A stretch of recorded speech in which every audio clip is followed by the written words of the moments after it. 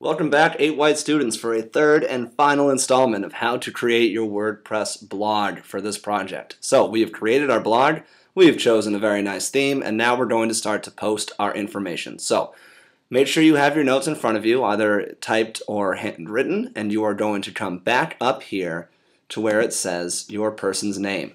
There's a couple things you can do here. On this top bar is everything you'll need to know for your project. So if you want, whichever one is best for you, up here where it says your person's name and your initials, you can click on New and then Post. Or, if you would like, you can simply click right here where it says New Post. Really, whichever one is better for you is absolutely fine, and we'll do the same exact thing. So for the sake of showing you, I'll click here where it says New Post, and I'm going to choose what I'm going to put in. So let's say, for example, that I have Charles, and I know that I want to do his background information, and that's going to be text. I will click on text, and when I do that, it's going to give you this insert here, okay? So the first thing you're going to do is type the title of the information so that I know and you know exactly which part you're doing.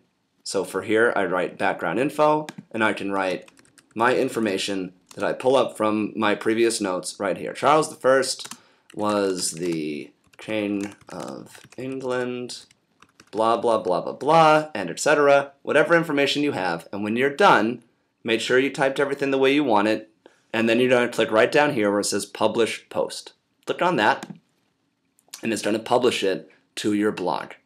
And as you can see, when I go back here to my person's name again, if I click on that and I want to see if everything came out okay, there it is. Background information, Charles I was the King of England, etc.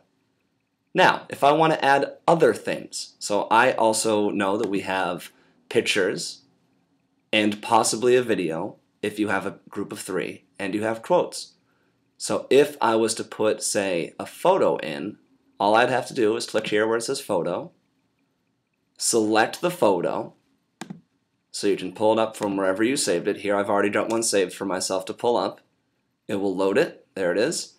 This is Louis XIV, but for the sake of the showing you the steps, we'll just say it's a portrait of the king. Okay? And you're going to add whatever information that you might have for the caption. So, painted in 1609, or whatever information you happen to have. When you have all that typed in, the title of what you're looking at, and a little caption so we know what it is, you're going to click on Publish Photo.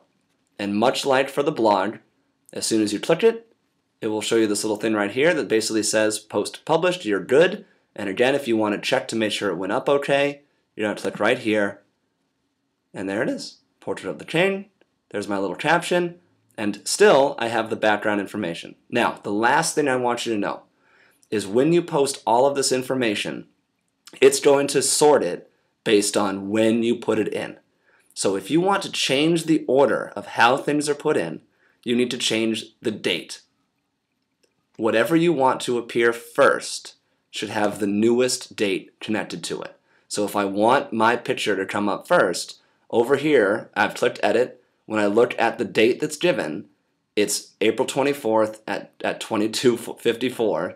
All right, military time for you.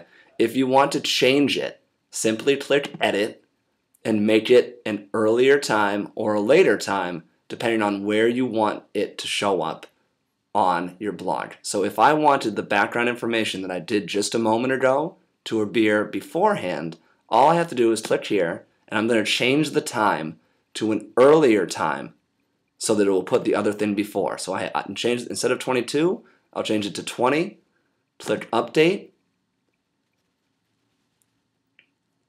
and then go back to my blog again right here where the person's name is, and everything should be rearranged. So now background information comes first and the portrait comes next. This can be a little tricky, so certainly make sure that you give it a try, and if you have any trouble with it, let me know, and I can certainly go over with you how to edit the timestamp so that things go in a different order for you. But now you should know how to put in all of your various information, and you should be well on your way.